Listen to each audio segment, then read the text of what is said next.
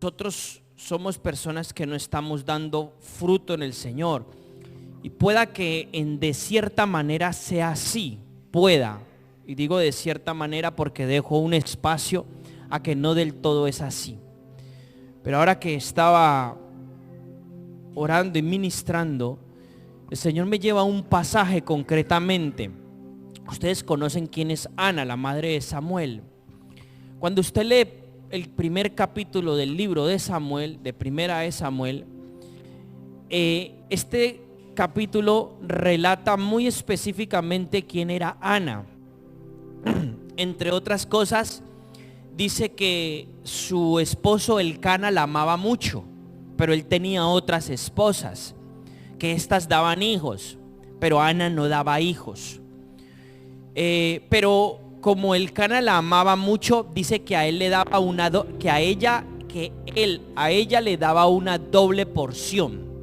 ¿Listo? Pero sin embargo, Ana, a lo largo de su vida, tenía que soportar algo, y era que soportaba la burla y la vejación de sus parientas. Es decir, no sabría cómo decirle a esto, bueno, de las otras mujeres del Cana. Y ella soportaba de que ellas se burlaran de ella porque ella era estéril. Ella no podía darle hijos al Cana. ¿Estamos hasta ahí? Pero hay algo que entonces sucedió de una manera extraordinaria. Dios tenía planeado algo, y esto es lo que yo le quiero compartir en estos pequeños minutos.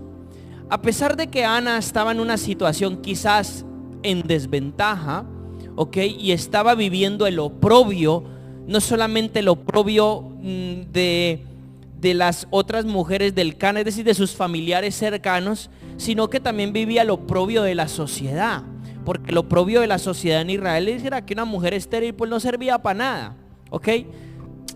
Era casi así, era casi literal, era así. Una mujer estéril no servía para nada. ¿Por qué? Porque en la cultura hebrea se le daba mucha preeminencia a la reproducción, por tanto a los mandatos de Dios.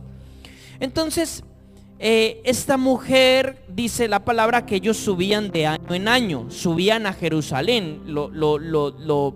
La palabra lo relata de esta manera: subían a Jerusalén y entonces cumplían con sus votos al Señor, sus promesas al Señor, los sacrificios, iba el Cana, etcétera, etcétera, hasta que llegó un momento en que Ana va donde está el tabernáculo de reunión, ahí donde estaba Elí, y ella se acerca y empieza a orar al Señor, ¿no?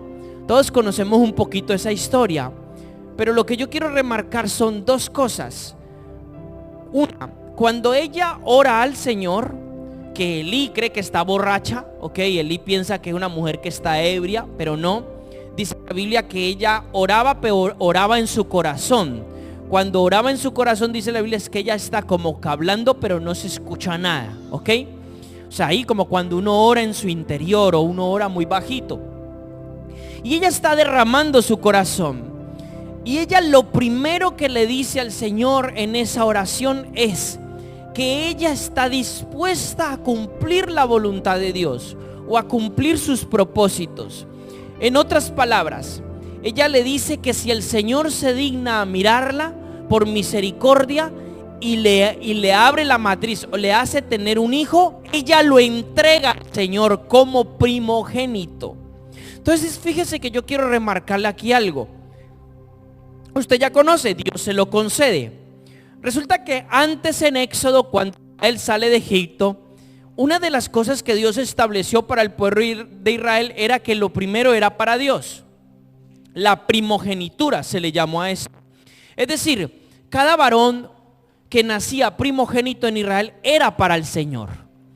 Cada ovejito, ovejita, cada cría de cualquier de las razas de los que ellos tuvieran era para el Señor.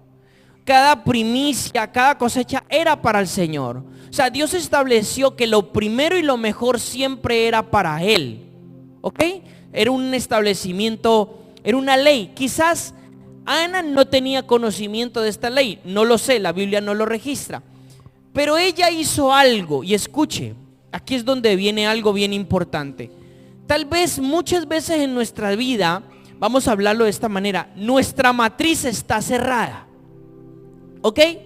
Muchas veces en nuestra vida nuestra matriz está cerrada. Y le hablo también a los hombres. Los hombres espiritualmente tenemos una matriz. Damos a luz cosas de Dios. No solamente esto es para las mujeres. Esto se refleja en las mujeres, pero esto refleja un diseño del espíritu. Entonces tal vez nuestra matriz está cerrada, pero muchas veces esa matriz está cerrada por un porqué. Porque todavía no hemos podido o no hemos sabido adquirir los deseos del Señor. Es decir, yo no fructifico para fructificar y gozármelo yo. Yo fructifico para cumplir un propósito en el Señor. ¿Sí me hago entender? O sea, volvamos al caso de Ana. Ana tenía un deseo en su corazón que era tener un hijo. Correcto. Pero el deseo la satisfacía a ella completamente si ella tenía un hijo y ella se lo quedaba, porque era su hijo, era algo que ella lo iba a disfrutar. Pero ella, ese deseo, estuvo dispuesta a morir a ese deseo. ¿A cuál deseo? A ella quedarse el niño. O sea, en otras palabras, ella da, en otras palabras, Dios abre su matriz y le da lo que ella pide solamente para su gloria.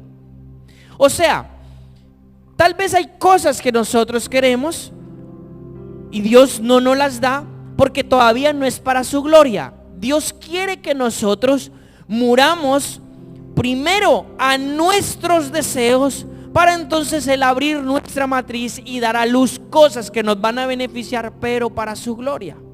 Entonces, este es el punto que yo quiero remarcar. Ana fue valiente.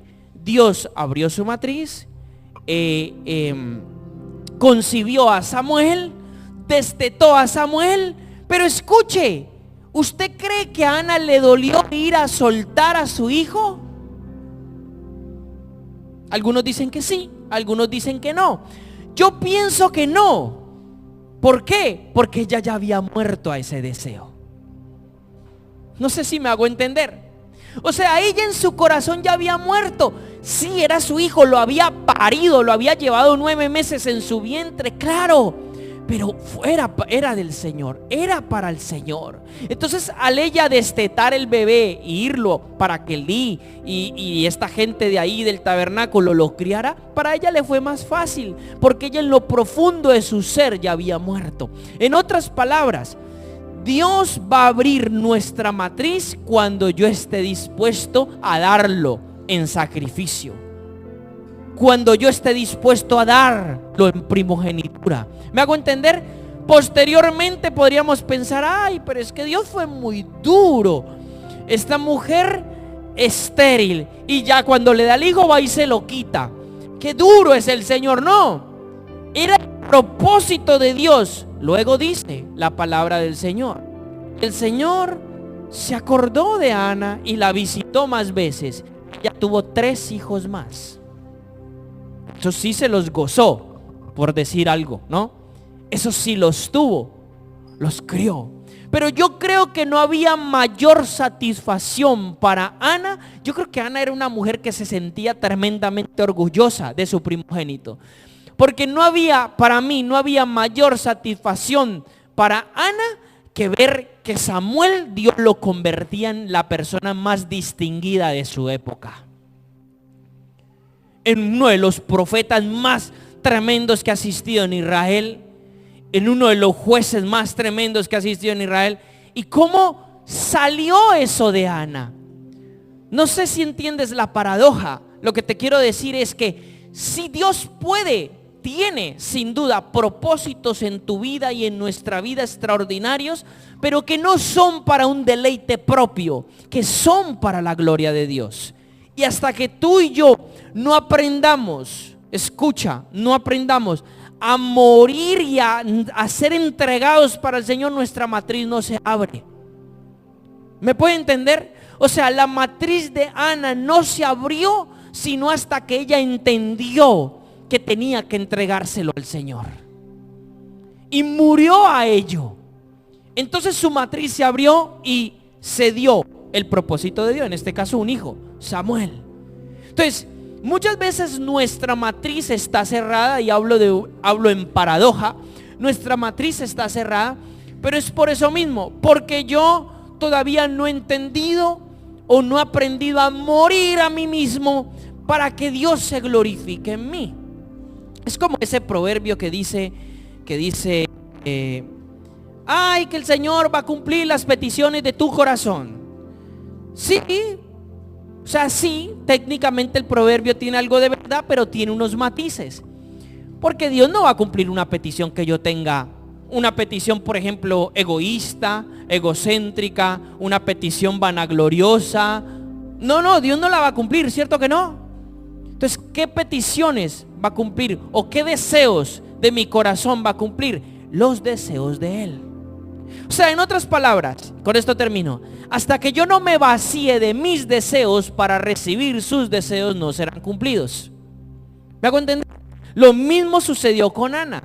Ella tal vez tenía una motivación correcta, tener un hijo, vivía el oprobio de sus parientes, el oprobio de la sociedad, fue una mujer que pasó momentos difíciles, pero aprendió a sobrellevarnos, a no dejarse amargar por eso, y dio a luz un propósito para el Señor, llamado Samuel.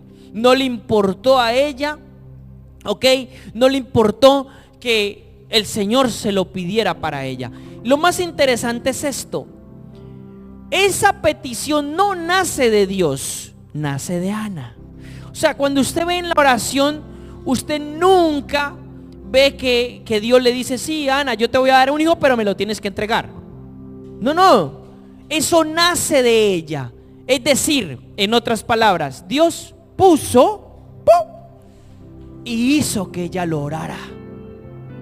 Y entonces por eso Ana luego dice, el cántico de Ana es algo que a mí me parece extraordinario, y dice así: y dijo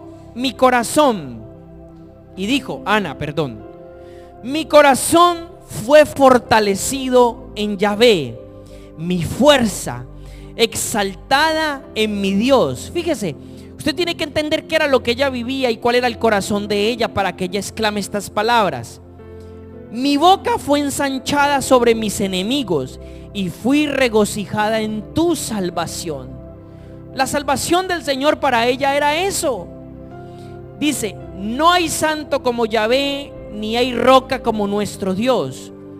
No multipliquéis las palabras altaneras, ni salga arrogancia de vuestra boca, porque Yahvé es Dios de sabiduría, y Él, mire, me encanta lo que ella dice, Él sopesa las acciones, Él pone en balanza lo que el hombre hace.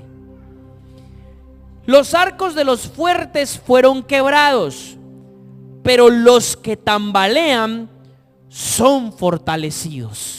Fíjense lo que ella dice, y ella está poniendo analogía a su vida.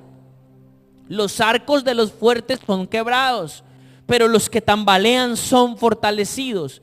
Dice: los saciados de panes fueron humillados, mientras los hambrientos descuidan la tierra, porque la estéril da a luz a 7 y la de muchos hijos se debilita. Yahvé hace morir y también da la vida. Él hace bajar al Seol y también hace subir. Yahvé hace empobrecer y hace enriquecer. Él abate, pero Él también exalta. Hace levantar del polvo al pobre, y del estiércol exalta al indigente, para hacerlo sentar con príncipes y heredar un trono de gloria. Qué ironía, ¿no? O sea, fíjense lo que ella dice: hace levantar del polvo al pobre y exalta del estiércol al indigente. ¿Para qué? Para hacerlos sentar con príncipes y heredar un trono de gloria, garantizando la petición de sus fieles, porque por fuerza propia nadie prevalece. Los adversarios de Yahvé se aterrorizarán, y contra ellos tronará desde los cielos. Yahvé juzgará los confines de la tierra, y dará fortaleza a su rey, y exaltará el poder de su ungido, su Mesías. Fíjese qué interesante lo que ella proclama. Lo proclama en base a la experiencia que el Señor a ella le dio. Entonces,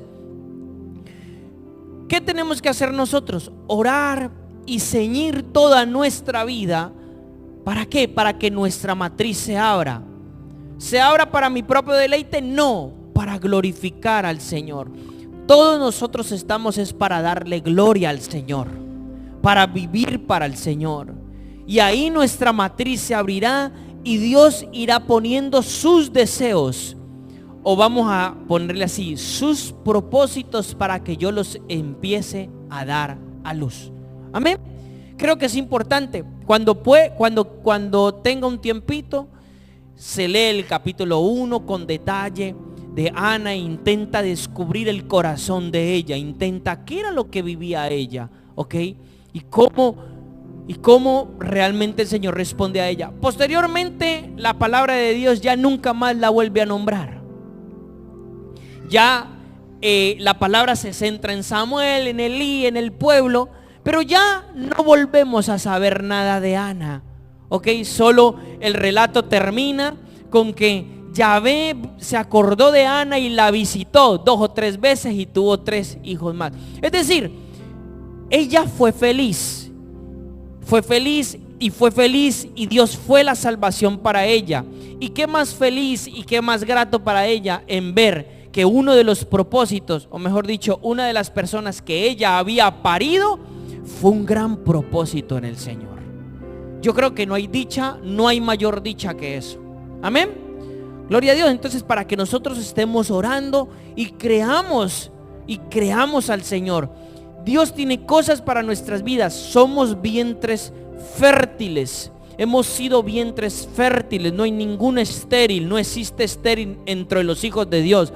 Somos vientres estériles para dar a luz los propósitos del Señor. Aún con lo que esto conlleva también.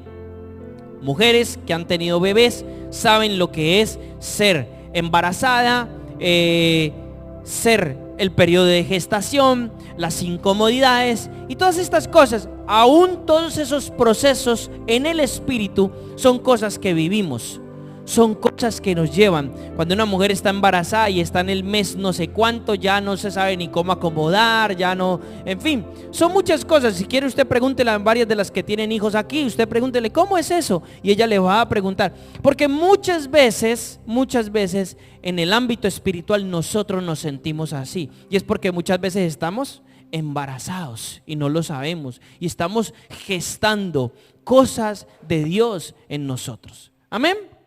Gloria a Dios, pues.